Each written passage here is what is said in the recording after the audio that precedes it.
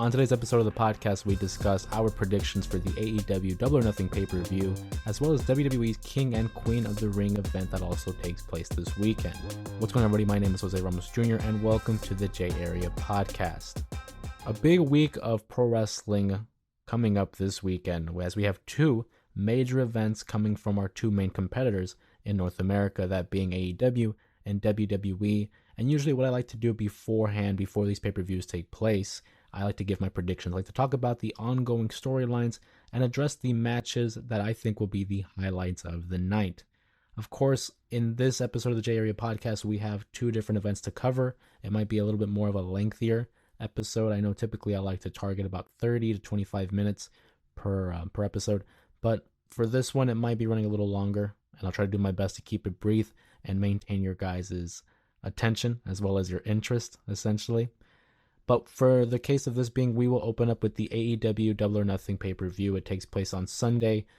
The very first match that we have here to cover is the AEW Women's World Championship, as Toni Storm will be defending her title against Serena Deeb.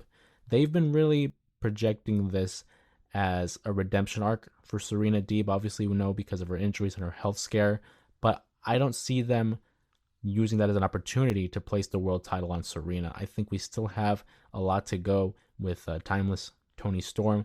I think she defeats Serena Deeb, unfortunately for her. I think she carries on with this world title run, probably dropping it at an event like All In or All Out. I don't see her losing this feud. I hope it's a great match. Given what happened between her and Deonna Purrazzo, I'm sure it'll be just fine. So I'm looking forward to it. Again, Serena Deeb, who really hasn't had a lot of traction in AEW. We know her to be a great wrestler, but aside from that, I don't feel like they have any momentum built up enough for her to win the world title off of Toni Storm.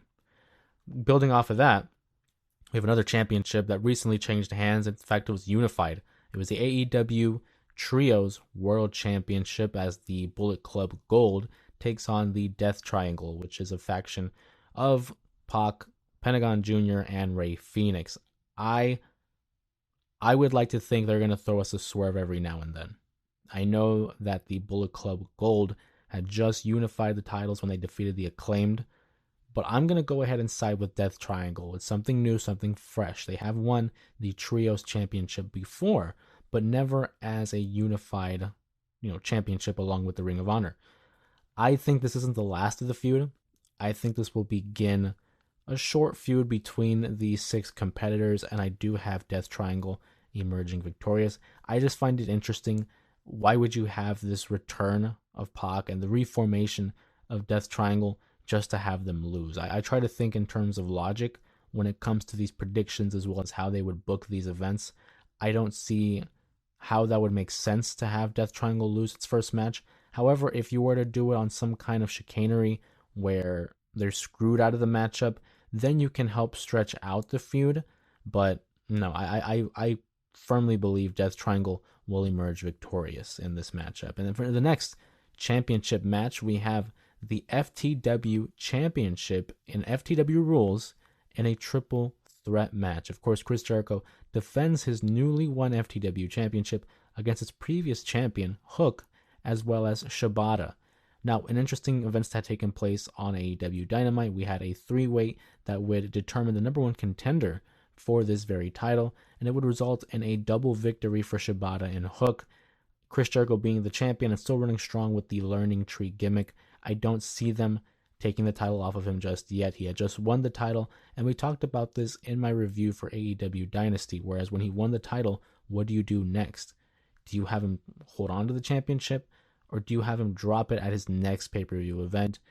I think the reason for this being a triple threat match is because it's a way to protect Hook. I think we're going to see Chris Jericho pin Shibata and retain the title. Is that the great use of Shibata? That could be argued, but I don't think we're done. I don't think we're completely done with the Hook versus Chris Jericho storyline. So I think we'll go ahead and we'll have Chris Jericho defeating Shibata in order to win this triple threat match.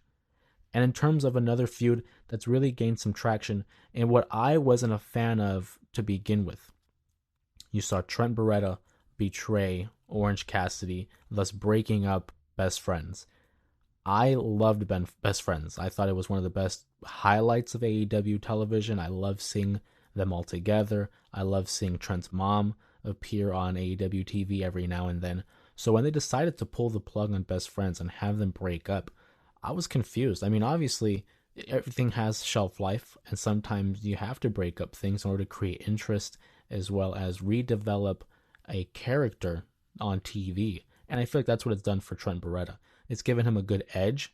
I find him much more interesting and fascinating, especially with the little nuances regarding the t-shirts that he wears. I mean, recently you see him wear a t-shirt with Orange Cassidy's face on it and having it, almost taped out as like a symbolism. He had the Best Friends t-shirt where it said Best Friends and had everything taped out except the word best.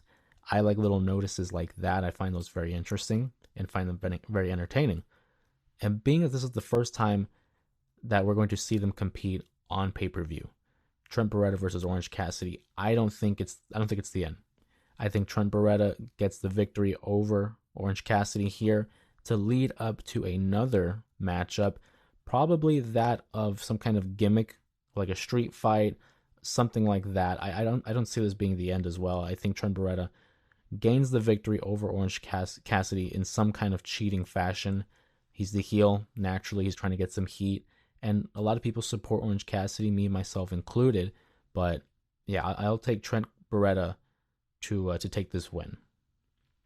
And moving on, we have the current IWGP World Champion, Jon Moxley, taking on Takeshita in an eliminator match. Meaning, if Takeshita were to win the match, he would essentially become the number one contender for Moxley's IWGP World Championship.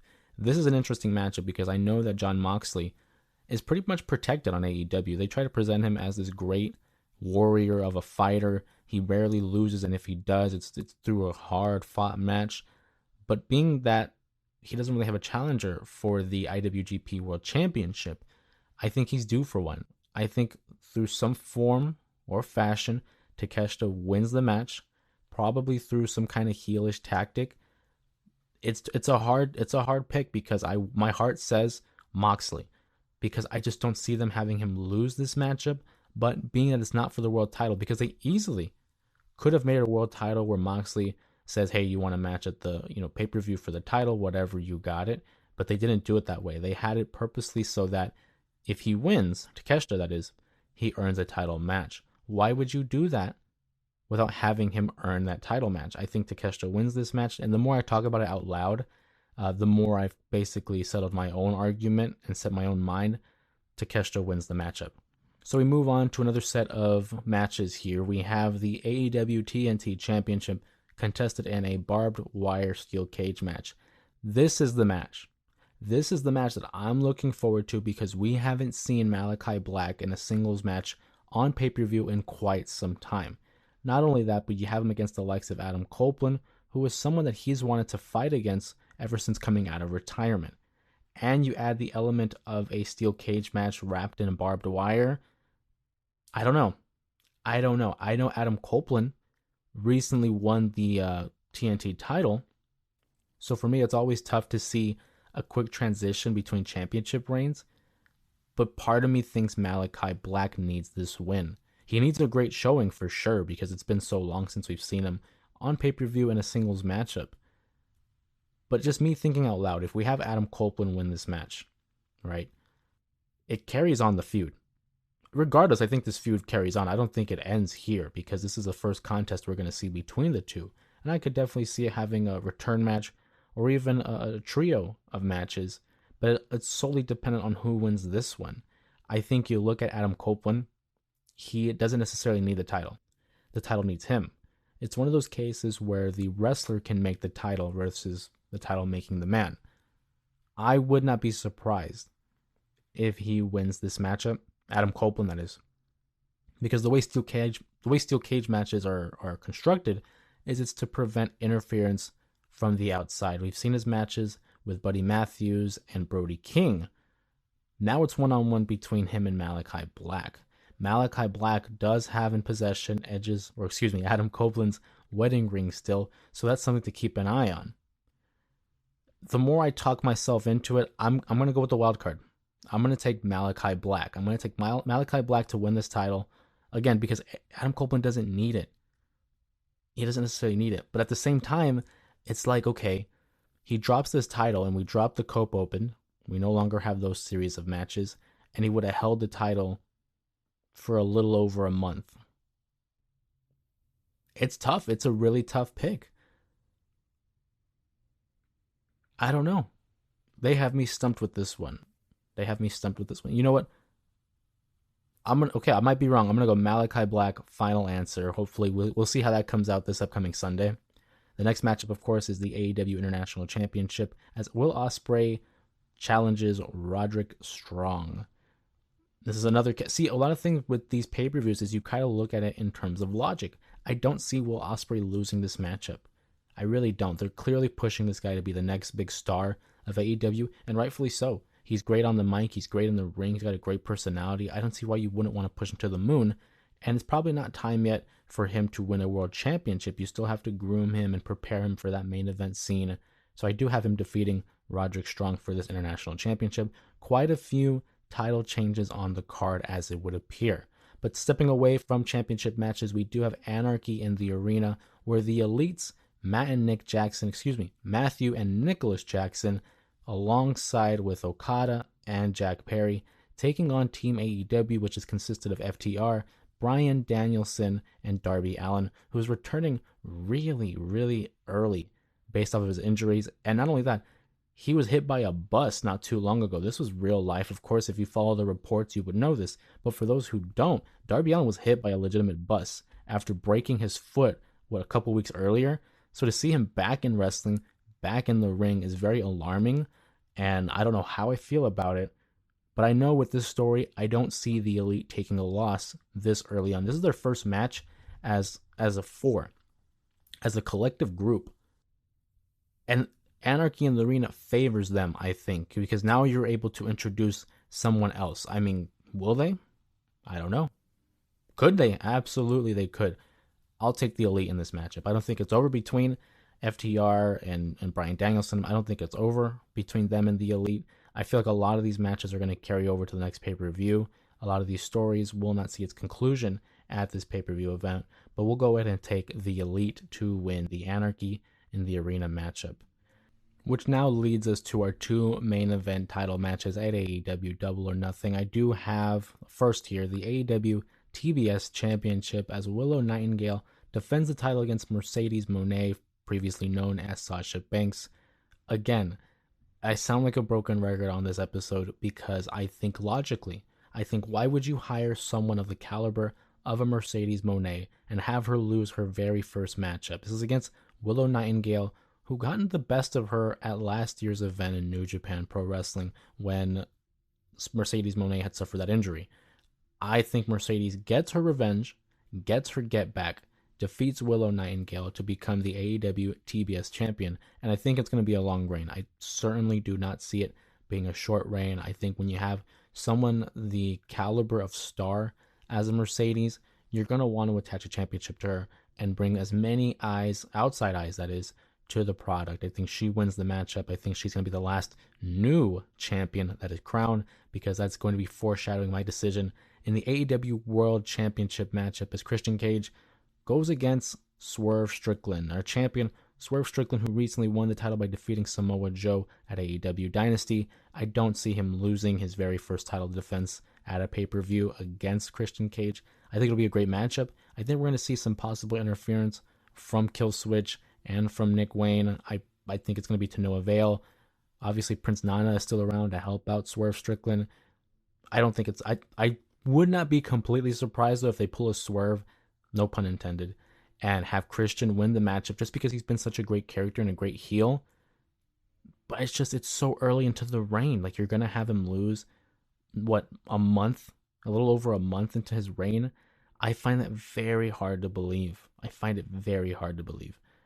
But it's a possibility.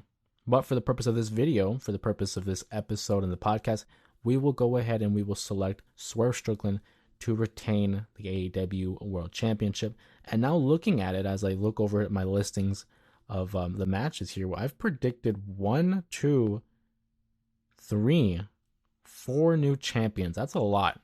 4 new champions for this event at AEW Double or Nothing. It's a lot. I know I'm not going to get all of these right.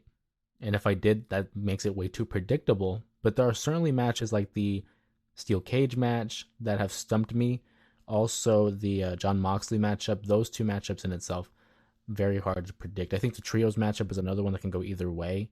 But looking forward to it. AEW Double or Nothing. It is the 5th anniversary of the AEW Double or Nothing line of events. And of course, the formation of All Elite Wrestling in itself. I'll be watching it. I'm looking forward to it. Hopefully, it's a great show. Hopefully, you guys will be watching it too, and we can discuss the review after the event takes place.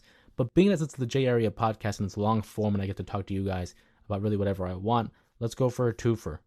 The event that takes place beforehand is the King and Queen of the Ring event, as WWE presents its next Jeddah, Saudi Arabia pay-per-view, or excuse me, PLE. And I'm going to talk about the tournaments first. The way that these matches have taken place and the tournament has been constructed has been fantastic. AEW is still struggling to find its stride. A lot of it's hit or miss. And I still love it because I'll watch wrestling no matter what. I try to keep up to date with them, with TNA Wrestling, with Ring of Honor. It's a lot of wrestling content, believe me. That's why we talk about AEW and WWE primarily. But the WWE is firing on all cylinders, and these tournaments between the men and women have been fantastic. Seeing the story of Lyra Valkyria rise to prominence, defeating her peers in these tournaments, and earning her spot in the Queen of the Ring final has been fantastic. Of course, at the time of this recording, this is before Friday Night SmackDown, so we don't even know officially who will be her opponent. But if we're going off of what we've seen and going off of the trend that WWE has been going, I do not see them having it be face versus face. It very well could be a face versus face matchup and have her go up against Bianca Belair. But I think Jade Cargill will find some way to interfere and unfortunately cost her partner the matchup. Nia Jax emerges and will head to the final in Saudi Arabia. That locks in our women's final. Lyra Valkyria versus Nia Jax. And what should be an interesting matchup. It's the modern day, David versus Goliath. I'll have Lyra Valkyria win the Queen of the Ring tournament. I think it's a great opportunity to strap the rocket to Lyra and present her as a valuable babyface as well as someone that is capable of carrying out the women's division. Just because, a little foreshadowing, we will get to that in a moment though. I have a reason why I have Lyra Valkyria winning this matchup. But it should be a fun matchup, should be an entertaining matchup. And to see the contrasting styles of wrestling between a Nia Jax and a Lyra Valkyria will make for excellent TV, especially here in Saudi Arabia, I believe. But that's not the only tournament final that's taking place, because we have the King of the Ring tournament for the men. Gunther already punches his ticket by defeating Jey Uso, and now we await for his counterpart in the final. Like I said, I find it hard to believe that they'll run babyface versus babyface and a heel versus heel matchup. Gunther's already in. So on SmackDown, the SmackDown final is Tama Tonga versus Randy Orton. I don't see Tama Tonga winning. I mean, of course, you want to have them display this level of dominance on SmackDown. You don't want the bloodline to show any type of weakness. But I don't see Tama Tonga defeating Randy Orton just because of the matchup. Gunther versus Randy Orton, that is a matchup. That's a dream match that we haven't seen. And it's a perfect opportunity to have this inter-brand warfare between Raw and SmackDown. You take one of their best on Raw versus one of their best on SmackDown, which was what really attracted me to the Ruthless Aggression era, because we had those interpromotional matchups every now and then. I think it's Randy Orton. I think Randy Orton faces Gunther, and as I discussed in a previous video, Randy Orton doesn't need the King of the Ring. He's already a set legend at this point in his career. He's going to want to put over talent. He's going to want to help the business and pay it forward. So I think Gunther, it's the obvious choice of the King of the Ring. And just because it's the obvious choice doesn't make it a bad thing. He is made to be the King General. I don't see why you wouldn't pull the trigger on that. Gunther versus Randy Orton, give him 20 minutes. At least, give him 20 minutes at least. It'll be a banger of a matchup. And this PLE has quite a few matches that could steal the show. But I think Gunther versus Randy Orton, definitely at the top. Definitely at the top. But it's not the only matchup there. We have a triple threat matchup for the Intercontinental Championship as champion Sami Zayn defends against Bronson Reed and Chad Gable.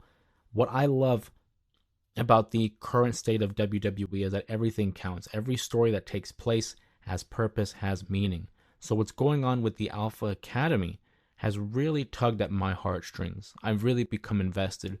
And for those who would know and followed wrestling alongside with me, namely my brother, excuse me, you would know I was never a big fan of Otis.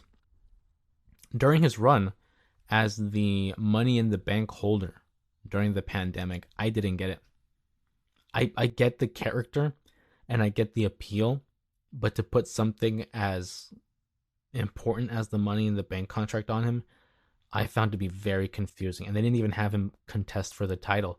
He ended up losing it to The Miz, who would win the WWE Championship because of it. So I never found why that was so important. I never got it. I didn't think he was funny. So when he joined with Chad Gable, and here's Chad Gable, who is a very capable wrestler. I mean, you talk about the in-ring talent as well as the character work. There's no wonder why the comparisons to Kurt Angle have been made. And that's not a bad comparison. If you're compared to someone of the like of Kurt Angle, that's a compliment. And then, by the way, check out Monday Night Raw, where the crowd is now chanting "You suck" in unison, almost in rhythm to his music. And I saw somewhere that people were petitioning for Def Rebel to produce a new song for Chad Gable, or at least a remix version of what he already has, to fit the tone and the rhythm of the "You suck" chant, because you have something here. And I think the WWE knows that, because they posted something on their social media, on their Twitter page, saying, "Oh, like hopefully this doesn't catch on," like a big tongue-in-cheek kind of remark. But Chad Gable, man, what a run we're about to see. If we can get some kind of version of like a Perk Gable, oh man, the matches, the quality of matches that he can put on against like a Sami Zayn. I mean, you put him in the ring with anybody, and I think it's going to be a top-notch matchup. I look at the way this match is constructed, though. You don't have triple threat matches for no reason. Someone's taking that loss. I think regardless of who wins, the story that's going to be coming out of this event will be Sami Zayn versus Chad Gable. Because I could see them having Chad Gable win the match by defeating like a Bronson Reed, and Sami Zayn saying, "Well, you never beat me." And they have a matchup. And conversely, Sami Zayn gets the win, pinning Bronson Reed, and Chad Gable being that heel saying, "You never beat me." So I do think that's the story that's going to come out of it. For the purpose of this prediction, I'll pick Sami Zayn. Again, I think it's too early into his reign to take it off of him. I think there's still plenty of story to be told, especially with that of Otis and the Alpha Academy, because you saw the little exchange that they had on Monday Night Raw. It's going to be a great matchup. It's a short card. There's only 5 matches on the card. Yet I think it's going to be an excellent event. I can't wait for it. Moving right along, we're down to the final 2 matches for the King and Queen of the Ring event. First, we have the Women's World Championship. Becky Lynch defending her championship against Liv Morgan, who is really on this revenge tour. She keeps making it apparent. Becky Lynch, let's keep in mind here, Becky Lynch was not supposed to be the champion. Rhea Ripley was not going to lose that title. And there was a lot of reports saying that she could have held it all the way to WrestleMania 41 for a 2-year reign. For women's wrestling, that's amazing. To have a 2-year reign. I know Bianca Belair and Becky Lynch have had like year-long reigns in the past, but 2 years is amazing.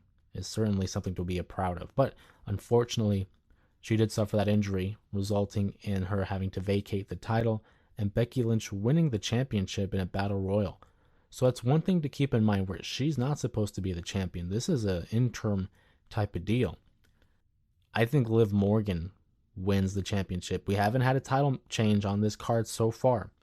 I do think Liv Morgan beats Becky Lynch, probably through some form of heelish tactic. I think she doesn't get a clean win over Becky Lynch. We've seen a lot of interaction with the Judgment Day, like Dominic Mysterio and Finn Balor this past Monday.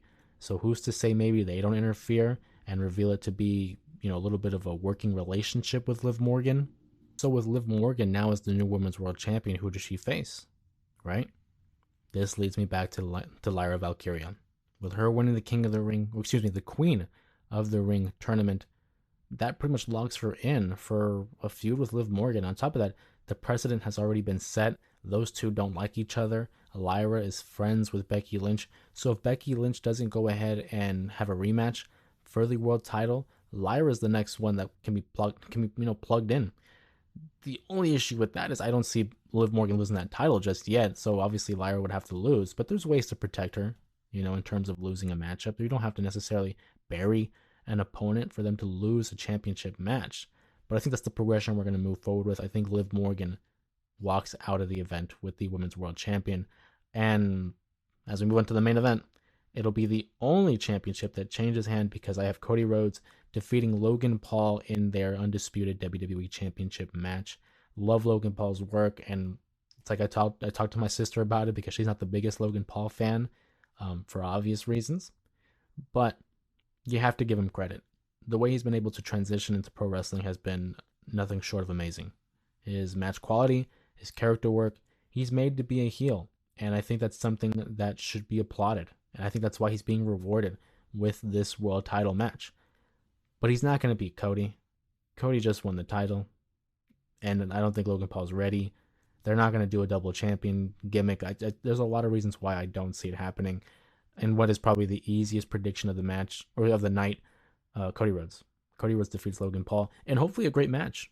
As I said, Gunther versus Randy Orton, it's going to be match of the night. But for all intents and purposes, Logan Paul and Cody Rhodes could very well have the best match as well. It's going to be those two matches that will contend for match of the night.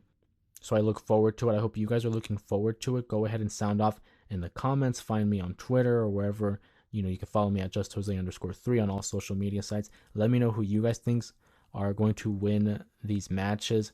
What's your hype level regarding these events? Right now, as I mentioned, pro wrestling is on a hot streak.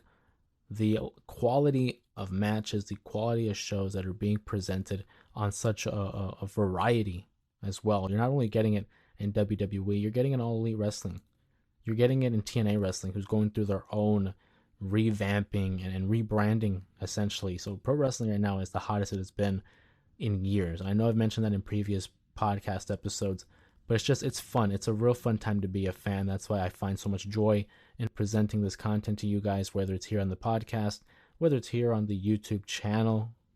But with your guys' support, I try to be very transparent, especially with the podcast audience. And the goal obviously was to hit 1,000 subscribers by the end of the year. I can't thank you guys enough. We're making great numbers. We're making great waves in that sense as well. So please don't stop. Go ahead and share, like, you know the deal. You know all the gimmicks that YouTube likes to say. So we can get to 1,000 subscribers and continue to bring you pro wrestling content for wrestling fans by a wrestling fan. And with that being said, thank you guys for joining me on another episode of the J Area Podcast, where we discuss our predictions regarding the Double or Nothing event and the King and Queen of the Ring event. With that being said, I will see you guys next Friday, same time, same place, for another episode of the J Area Podcast. We'll see you then.